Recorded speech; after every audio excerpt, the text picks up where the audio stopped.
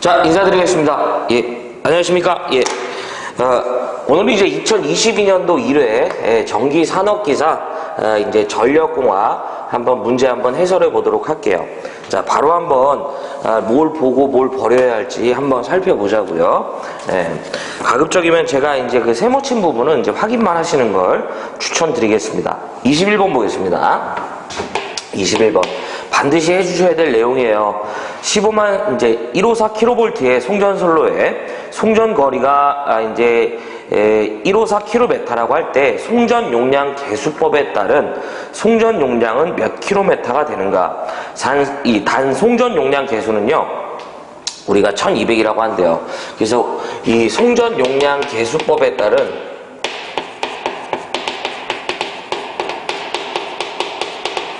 송전 용량이라는 계산 방법은 송전 용량 P는요, P는 회선수에다가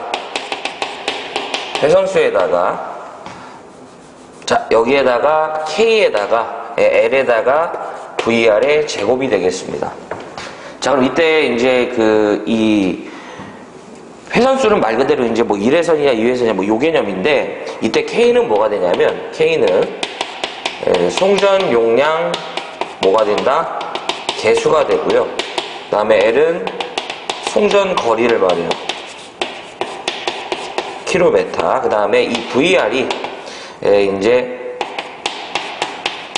송전 전압이 되겠죠. 킬로볼트가 된다. 그래서 거기 보면 지금 어차피 이제 이 회선수는 특별 언급이 없기 때문에 1회선 개념이고요. 그쵸? 그 다음에 송전 용량 계수가 1200. 그 다음에 이제 이 송전 거리가 154죠. 그 다음에 요거에다가 154의 제곱 되겠습니다. 이렇게 하면 이제 요 단위가 이제 킬로와트가 되는 거예요. 그래서 계산기 두드리면 184,800. 예, 여러 번 나왔던 문제고요. 이 문제는 이제 꼭 잡아주셔야 돼요. 그래서 송전선로의 거리를 반영한 이제 송전 용량 계산 방법인데요. 정답은 몇 번이냐면 바로 4번 되겠습니다. 4번. 자, 그 다음에 이제 넘어가 보겠습니다. 22번 볼게요. 22번. 네. 거기 보시면 인터록에 대한 기능에 대한 설명인데요. 자, 이거 좀 지워볼까요? 인터록이죠, 인터록. 자, 보시면 22번이죠. 인터록인데, 차단기와 단로기의 이제 인터록을 말하는데요. 이 인터록은 뭐냐면, 반드시 단로기는요, 단로기를 조작한다는 얘기예요. 즉, 이것은 개폐한다는 뜻이죠. 단로기를 조작하려면, 이 단로기를 조작하려면 차단기는 반드시 열려 있어야 돼요.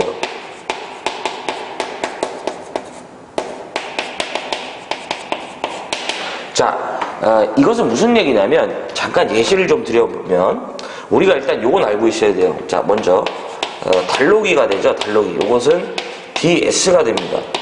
그렇죠? 그래서 이 단로기는 역할이 뭐냐면, 모부와 전류만 개폐 가능해요. 이 단로기는 모부와 전류를 개폐할 수 있어요. 그러므로 전류가 흐르는 상태에서는 개폐하면 안 되죠. 왜냐하면 이제 얘 자체가 아크를 소멸할 길이 없습니다. 능력이 없기 때문에 단로기는 무부와 전류만 개폐할 수 있어요. 그러면 우리가 이렇게 단로기가 있고요. 그 다음 차단기가 이렇게 있다 가정해보면, 자, 여기가 부하측이 됩니다. 여기가 전원측이 되고요. 자, 요게 단로기가 되고요. 요게 차단기가 된다고 보시면 돼요. 조작을 할 때 우리가 어떻게 하는 거냐면, 예를 들어서 제가 정전을 하고 싶다라고 가정해 볼게요. 정전. 그럼 이때 정전을 한다는 얘기는 뭐예요?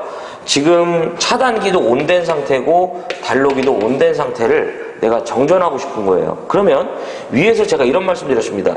단로기를 조작한다는 얘기는 반드시 차단기는 어떻게 돼야 되는 게 열려있다는 얘기는 오픈, 개방되어 있다는 얘기죠. 즉 오프 상태가 돼줘야 돼요.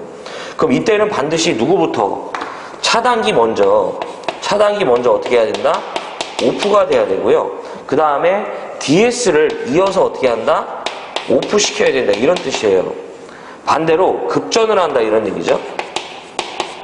급전을 하게 될 경우에는, 급전이라는 건 얘네들이 지금 둘 다 뭐예요? 오프 상태라는 얘기죠. 다시 전원을 인가하겠다, 이런 뜻이잖아요. 그러면 다시 볼 때 얘를 온을 하든 오프를 하든 뭐예요? 차단기는 개방되어 있어야 되니까 먼저, 이번엔 DS 먼저 온을 해야겠죠. 그 다음에 이어서 CB를 어떻게 해야 된다? 온 해야 된다, 이거죠. 근데 이 순서를 우리가 안 지켰을 때, 안 지킨다는 게 아니라 사람이 이제 실수로 이제 우리가 이 순서를 내가 내린 걸로 착각을 해갖고 차단기가 들어간 상태에서 단로기를 우리가, 즉 차단기가 이 온된 상태에서 제가 단로기를 조작하려면 조작했을 경우도 있을 거 아니에요. 그쵸? 조작하게 되면 이제 문제가 되기 때문에 차단기가 이제 어떻게 돼 있는 거예요? 이렇게 이 온된 상태에서는 내가 실수로 단로기를 조작하더라도 동작이 안 되게끔 해주는 거죠. 왜냐하면 이제 사고가 발생할 거니까요.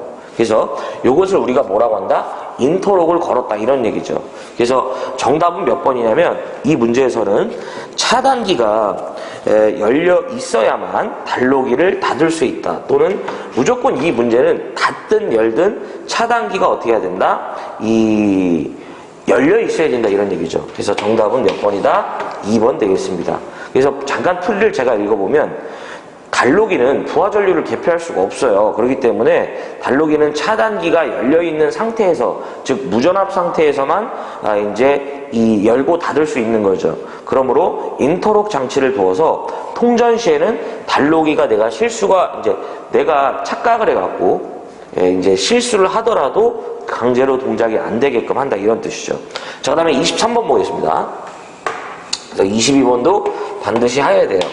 자, 23번인데 수력발전소의 저수지 용량을 결정하는데 사용되는 것으로 가장 적당한 건데, 이 문제는 우리가 이제 이 수력공학에 있는 문제인데, 저수지 용량을 결정할 때는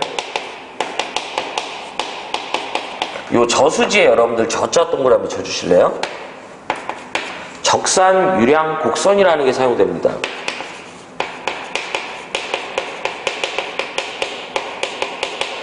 그래서 적산의 요 저에다 동그라미 붙여주실래요? 이렇게 이제 보시고 넘어가시기를 추천합니다. 이것은 버리시면 안 됩니다. 꽤 나온 적이 있고요. 이 적산 유량 곡선은 가로측에는 일수를, 세로측에는 매일매일 하천의 유량을 우리가 기록한 곡선이에요. 그래서 거기 보시면 적산 유량 곡선은 매일 수량을 차례로 적산해서 일수를, 세로측에는 적산 수량을 그린 곡선으로 댐을 설계한다든지 내지 저수지 용량을 결정할 때 사용되는 이제 것을 말합니다. 그래서 정답은 몇 번이냐면 23번은 1번 되겠습니다. 해주셔야 돼요. 24번 볼게요. 15만 4천 볼트 송전선로에 10개의 현수 애자를 지금 현수한 상태라고 합니다. 전압 부담이 가장 작은 애자는 어떤 애자인가요? 라는 얘기죠. 우리가 이렇게 여러 애자를, 자, 24번이죠. 일단 먼저 애자련의 전압 부담이 되겠습니다. 우리가 이렇게 지금 철탑을 보면 이 철탑에 여러 개의 애자를 이렇게 연결한 거예요. 자, 지금 10개가 달려있다고 하네요. 그러면서 이렇게 우리가 전선을 이렇게 이제 이 애자에 바인드 갖고 이제 사용하고 있는 거죠. 그러면 우리가 이제 이 애자련의 전압 분담인데요. 여러 개를 이렇게 이제 애자를 이렇게 현수해 갖고 연결해 갖고 이렇게 하나의 애자로 만든 거죠. 이것을 우리가 애자 전압련이라고 해요. 이렇게 사용하는 애자를. 그럼 이때 전압부담이 달라진다 이거죠. 뭐냐면 예를 들어서 10개니까 전체 프로테이지가 100%라고 봤을 때 10%, 10%, 10%, 10%, 10%, 10%, 10%, 10%, 10%, 10%, 10% 이렇게 서로 이 전압이 고르게 분산돼야 되지만 그렇지 않다 이거죠. 그래서 이때 우리가 첫 번째가 뭐냐면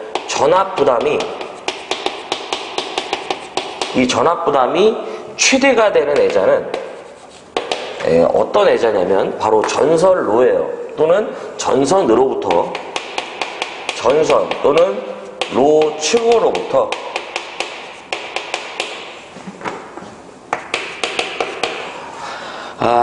가장 가까운 애자가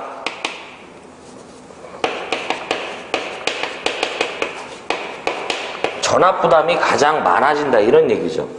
하지만 두 번째가 전압부담이 최소가 된대요.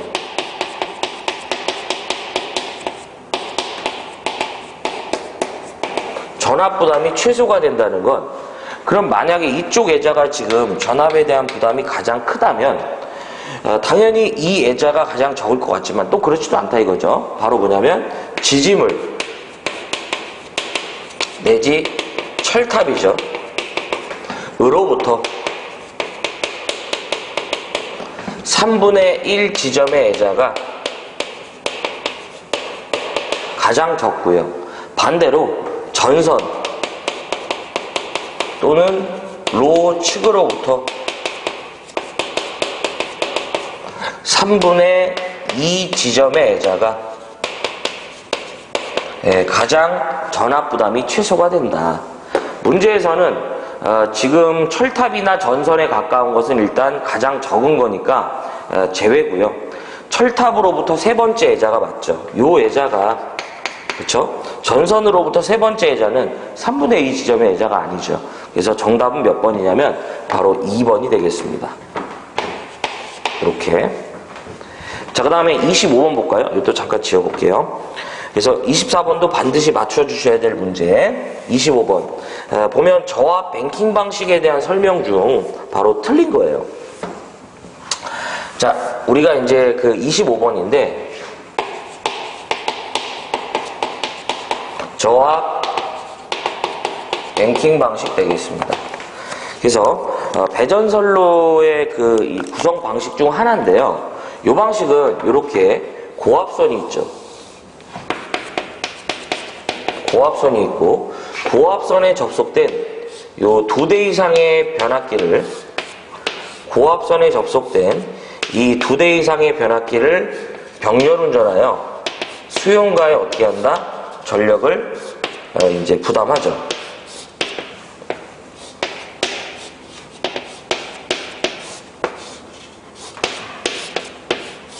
자, 이 방식은요, 변압기 용량이나 동량이 절감되고요. 그 다음에 이제 설비에 뭐가 있냐면, 즉, 부하에 융통성이 있는 방식이고, 그 다음에 이 플리커 경감 능력도 있어요. 전압 변동이 이제 작아집니다. 그래서, 이러한 것도 있지만, 우리가 캐스케이딩의 우려가 있죠. 네. 그래서, 이 저압 뱅킹 방식은, 자, 일단은 문제에서 보면, 전압 동요가 적습니다. 이게 방금 전에 좀 전에 말씀드렸던 프리커 현상을 말합니다. 프리커 현상은 우리가 이제 갑자기 이제 전등이 깜빡거리거나 이런 이제 전등이 사용을 하면서요, 이 깜빡거려 갖고 사람한테 시각적 불편함을 유발하는 이런 현상을 우리가 프리커라고 그래요. 이것이 대표적으로 발생되는 게 부하의 임피던스의 이 급변에 따른 우리가 전압 동요 현상입니다. 이것은 프리커 경감 능력이 있고요. 2번 보시면 캐스케이딩 현상에 따른 고장의 이 확대가 우려되죠. 축소가 아니고요. 그래서 이 저압 뱅킹 방식은 캐스케이딩에 우려가 있습니다. 이 캐스케이딩은 뭐냐면 이 저압 측 고장에 따른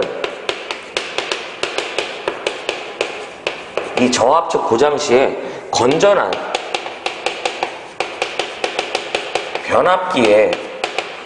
변압기의 일부 또는 전부가 차단되는 현상을 말해요. 그러니까 고장이 어느 한 부분에서 정지하지 않고요. 전체로 파급된다 이런 얘기죠. 그래서 제가 좀 전에 이렇게 그렸는데 이게 바로 뭐가 된다? 구분 퓨즈가 그 대책이 되겠습니다. 구분 퓨즈. 그래서 정답은 이제 2번이에요. 2번. 고장이 이제 확대되는 게 아니고요. 이제 확대가 축소되는 게 아니고요. 확대가 되겠죠. 그 다음에 부하의 융통성이 좋다고 했고요. 적절한 방식이 이제 채택됐을 때 공급 신뢰도가 이제 향상되어 맞는 얘기입니다. 예, 그래서 2번이 잘못됐어요. 하셔야 되고요. 자, 그 다음에 26번. 거기 보시면 선로의 단락 보호로서 사용되는 계정기인데, 자, 26번 볼게요. 26번. 여기서 이 문제 조건에서 선로 보호용으로 사용되는 계전기는 거리 계전기예요. 거리 계전기.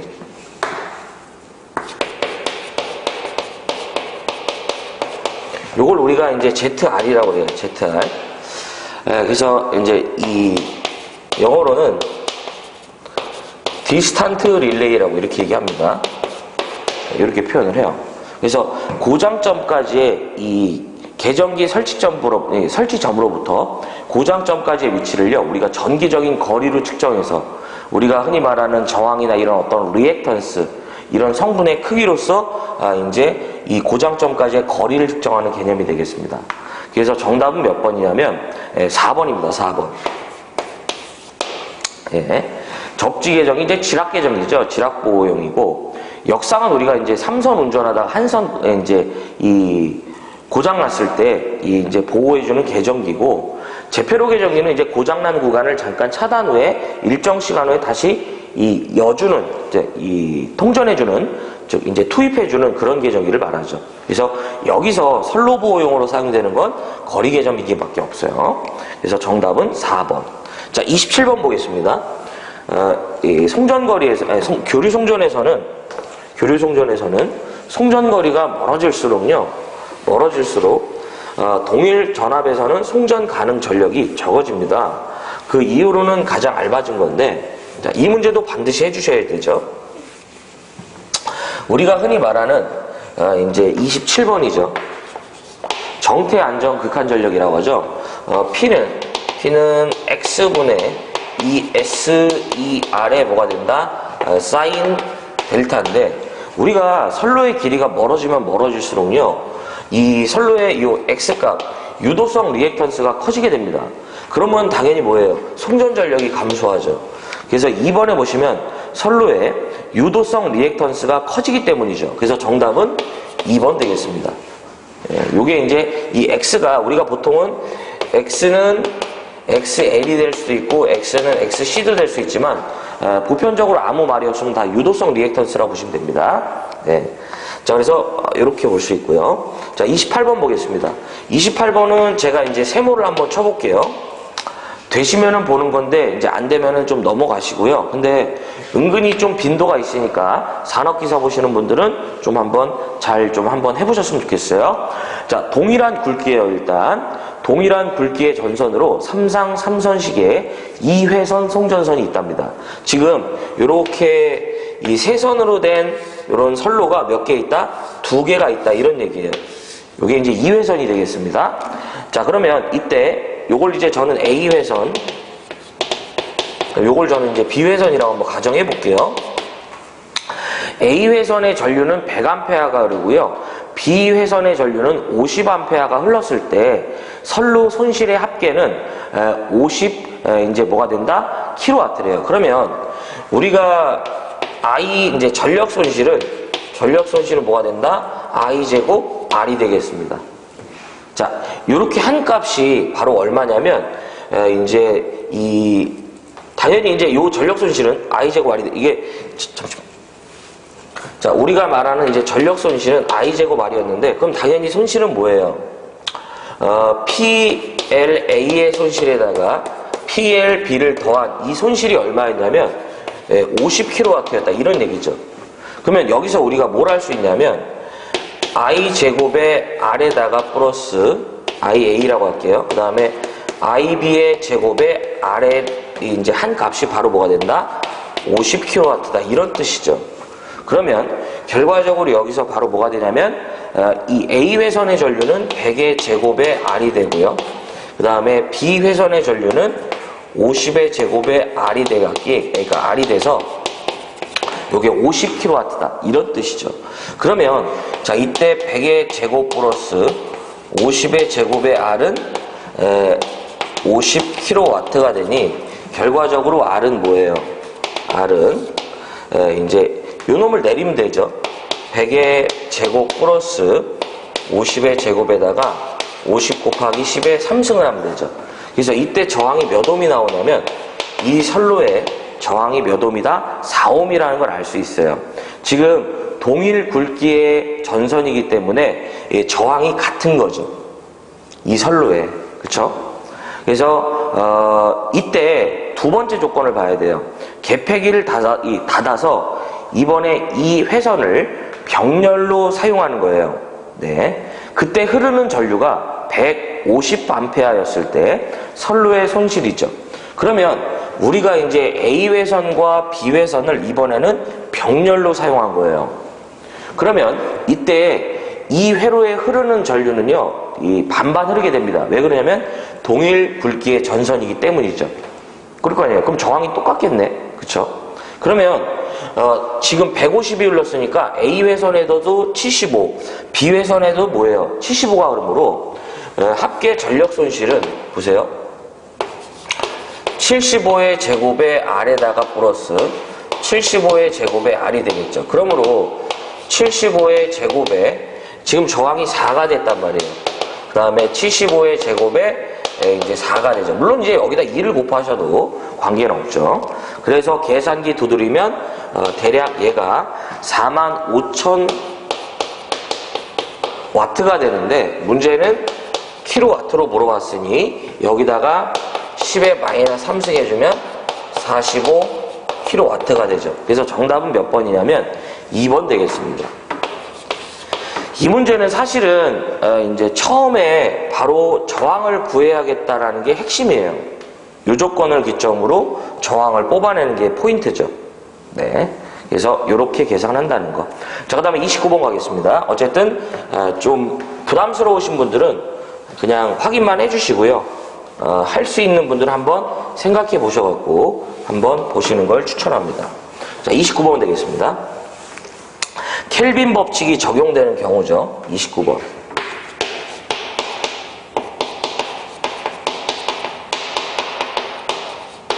이 켈빈 법칙은 어떨 때 사용하는 거예요? 바로 경제적인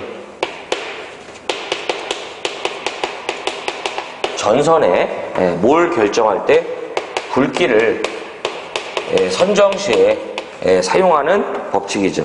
그래서 정답은 몇 번이에요? 4번 되겠습니다. 그래서 원래 여기 이제 그 식이 있는데 이 기사는 사실은 이제 이 식은 이제 의미가 없어요. 나오기가 좀 복잡합니다. 그래서 원래 개념은요, 건설 후에 전선의 단위 길이당 잃게 되는 손실 전력량 금액과 건설 전에 이제 전선의 단위 길이당 이자와 상각비를 가산한 이 연 경비가 같아지는 전선의 굵기가 가장 경제적인 전선의 굵기입니다 라는 뜻이죠. 근데 이제 뭐 이렇게까지 하실 필요는 없고요. 그냥 경제적인 전선의 굵기를 선정하는 방법이 되겠다. 30번. 송전선로를 이 연가하는 주된 목적이죠. 우리가 이제 연가는 이제 트랜스포지션이 되는데 이 연가 같은 경우에는 이 목적이 뭐냐면 선로의, 즉 선로의 전체 길이를 3등분하는 거죠. 이 선로의 전체 길이를 몇 등분한다? 이 3등분 해갖고 3등분하여서요. 이제 각 상의 접속을 바꿔주는 거예요. 각 상의 접속을 바꾸어주는 행위죠.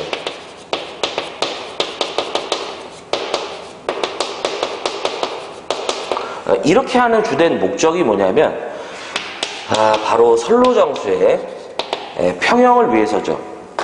선로정수의 평형을 위해서입니다. 그래서 이로 인해서 우리가 이제 얻을 수 있는 효과들이 있었어요. 바로 뭐냐면 통신선에 유도장애가 경감됩니다.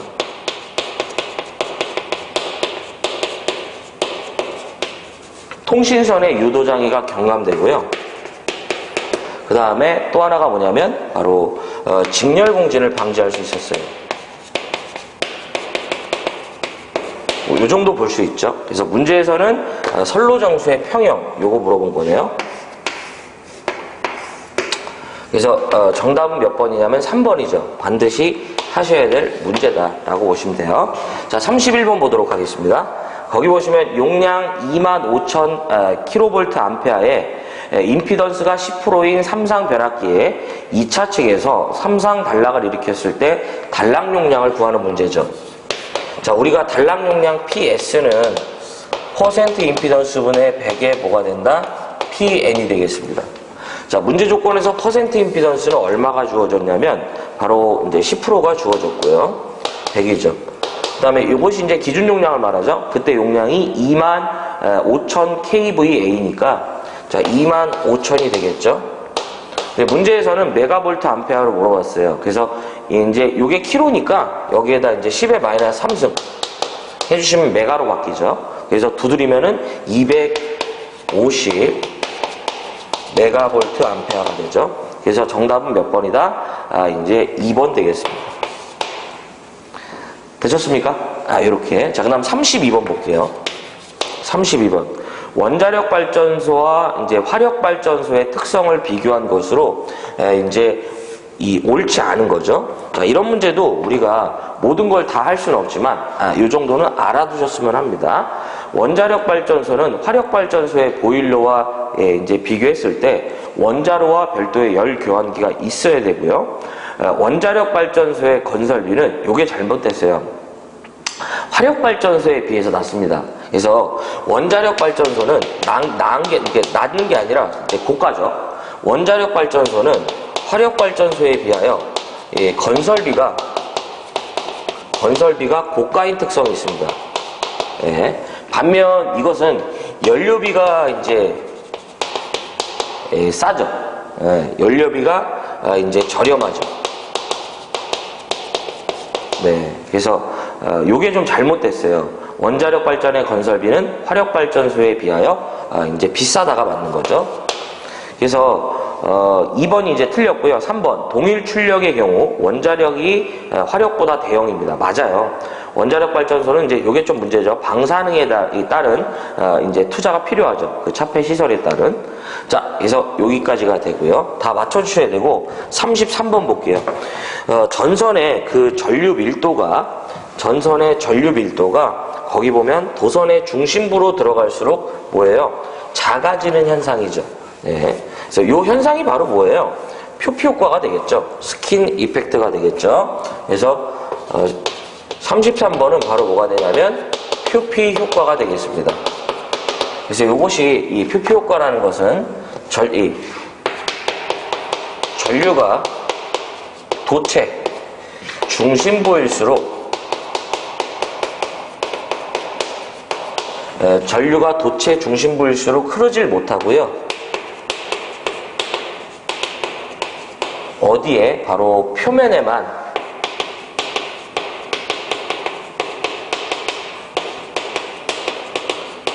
흐르려는 이제 성질을 말하죠. 이것을 우리가 이제 표피 효과라고 하죠. 이 도체 중심부일수록 자석의 세계주가 많아져 갖고요. 이제 이 저항이 커진다고 보시면 돼요. 그래서 이 전류가 표면으로만 흐르려고 합니다. 그래서 이 현상을 우리는 표피 효과다. 그래서 정답은 몇 번이다? 1번 되겠습니다. 그래서 이 현상은 좀만 더 보면 이제 주파수가 클수록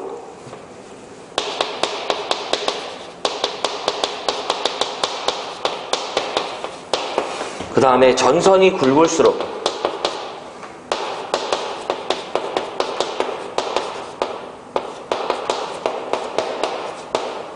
그 다음에 도전율 및 투자율이 클수록 커지죠.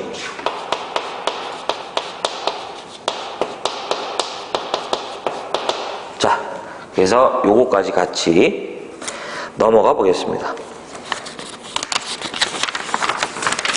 자, 이 34번이죠. 34번. 동일한 두 대의 단상 변압기를 V결선에서 삼상전력 100kVA까지 배전할 수 있다면 똑같은 단상 변압기 한 대를 추가했대요. 이때 델타 결선했을 때 삼상전력은 얼마까지 배전할 수 있는가? 무슨 얘기냐면 지금 델타 결선으로 운전하다가요, 쉽게 말해서 이제 한 대 고장 나갔고 V결선으로 운전했던 거예요. 그게 100kVA다 이런 얘기죠. 이제 한 대를 추가해서 다시 뭘로 돌아가는 거예요? 이 델타 결선으로 돌아가죠. 그럼 우리가 V결선 출력은 루트 3의 P1이고요. 델타 결선의 출력은 3배의 P1이 되니 V결선 하다가 델타 결선하면 어떻게 돼요? 요게 이렇게 돼야 되죠. 그럼 결과적으로 한 대 추가 시에는 루트 3배의 출력이 증가하죠. 그러므로 지금 V결선한 출력이 얼마예요? 100kVA다 이런 뜻이고 여기에다가 루트 3이 되므로 대략 173.2kVA 되겠죠. 그래서 정답은 몇 번이냐면 이제 4번 되겠습니다. 자, 35번 볼게요. 35번. 송전계통의 절연협이 협조에 있어서 그 절연 레벨을 가장 낮게 잡고 있는 거예요. 그래서 우리가 이제 절연협조죠. 이 절연협조의 기본이 되는 게 바로 누구냐면 피레기 제한전압이죠.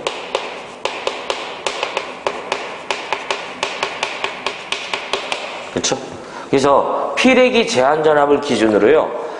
이제 그 전력계통을 구성하는 각 기기나 기구 애자 등이 상호 적당한 절연 강도를 지니게 함으로써요. 이 절연의 설계를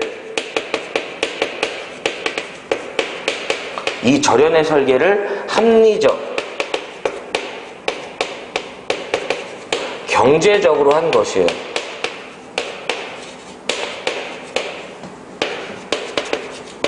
이것을 뭐라고 한다? 절연협조라고 그래요. 그래서 합리적, 경제적으로 설계한 거. 이 정도도 기억해 주면 좋습니다. 이걸 뭐냐고 물어보니까. 그래서 35번의 정답은 몇 번이에요? 이렇게 1번 되겠죠. 자, 그 다음에 36번 볼까요? 36번. 서지파가, 즉 진행파가 서지 임피던스 Z측 선로에서 서지 임피던스 Z2 측으로 입사를 했을 때 투과 계수를 이제 나타내는 식은 뭐예요? 자, 36번이죠. 36번. 요렇게 우리가 서로 임피던스가 다른 이 선로에, 그쵸? 진행파 이론에 보면 서로 임피던스가 다른, 즉 Z1과 Z2 축에 요렇게 전압이 요렇게 입사됐다 이거죠. 이 I. 자, 요게 이제 저는 입사 전압이라고 한번 볼게요. 이렇게 됐을 때 이렇게 Z1과 Z2가 접속되는 이 점을 우리가 변곡점이라고 그래요. 임피던스가 변하는 점.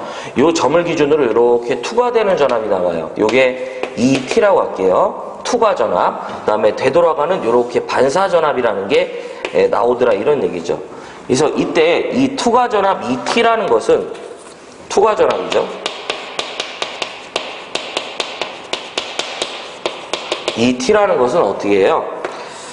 Z1 플러스 Z2에다가 2배의 Z2에 뭐가 된다? 이 I가 됩니다. 입사 전압을 곱해주시면 돼요. 이때 우리는 요 값을 이 선로에 뭐라고 하냐면 투과 계수라고 합니다.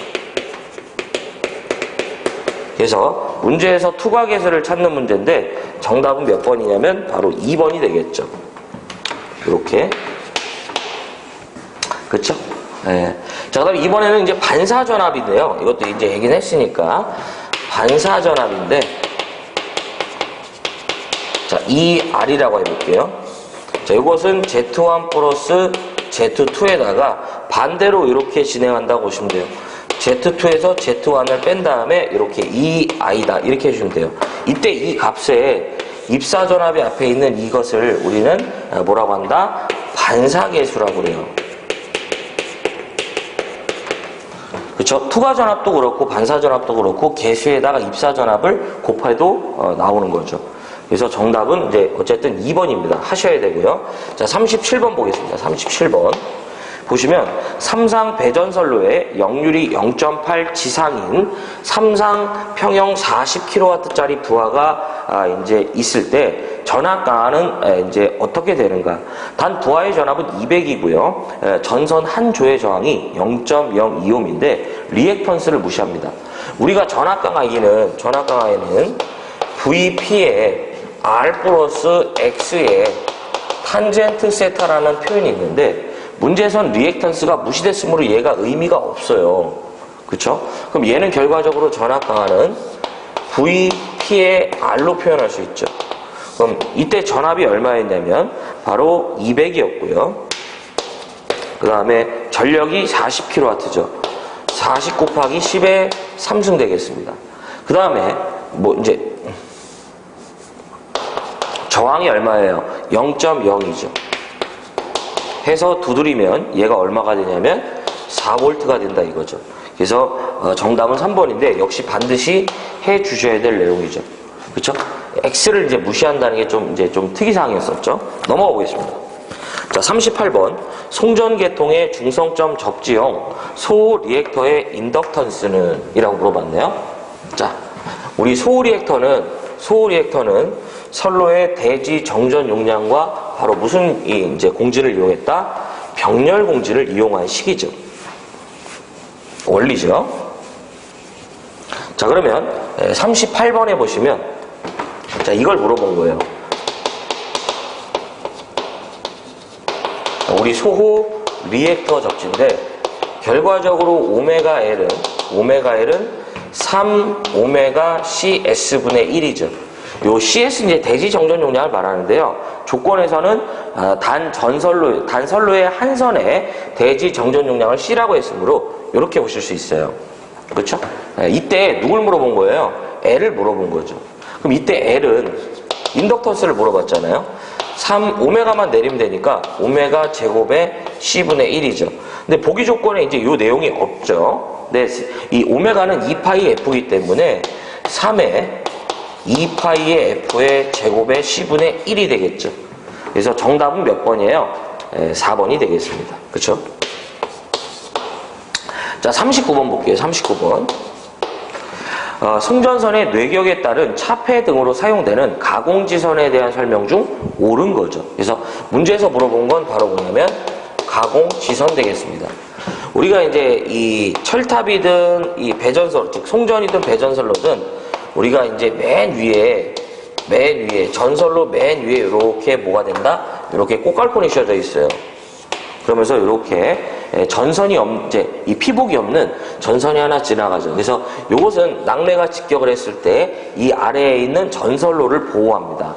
그러면 이 가공지선인데 차폐각은 보통 15도에서 이제 30도 정도가 아니고요.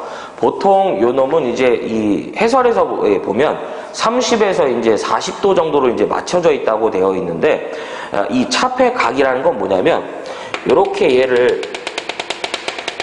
이렇게 봤을 때 요 놈과 요 전선로의 요 사이의 요 각을 말합니다. 요 각을 우리는 차폐각이라고 하는데 이 차폐각은 당연히 작을수록 보호율이 좋아요.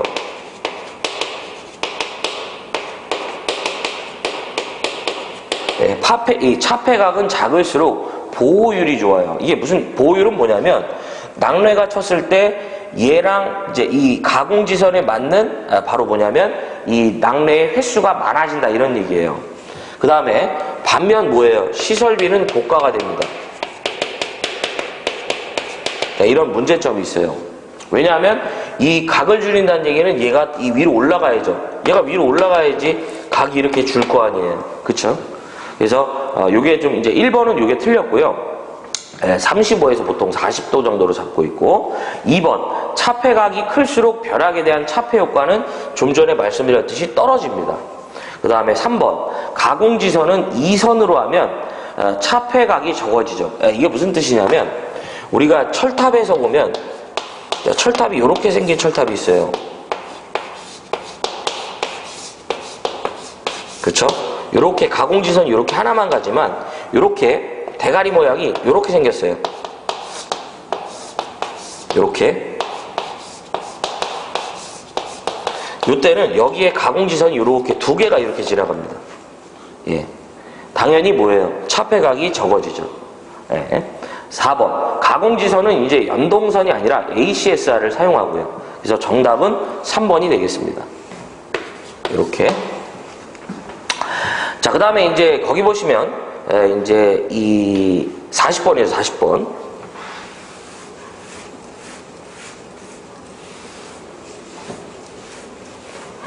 자, 마지막 문제예요. 거기 보시면 등가 송전선로에 이제 정전 용량은 C는 0.008 마이크로페라 퍼 킬로미터, 선로의 길이는 이제 100km고요. 대지 전압이 37,000V래요. 주파수는 60일 때 충전 전류는 우리가 말하는 충전 전류 IC는 뭐예요? 오메가 C2가 됩니다. 바로 집어넣어 보면 오메가는 2파이의 주파수가 60이고요. 이때 C가 0.008 마이크로페럿이니까 10의 마이너스 6승이에요. 근데 문제는 단위가 마이크로 페러 퍼 킬로미터니까 이제 킬로미터당 값이니까 길이가 100이니까 반영을 해줘야죠.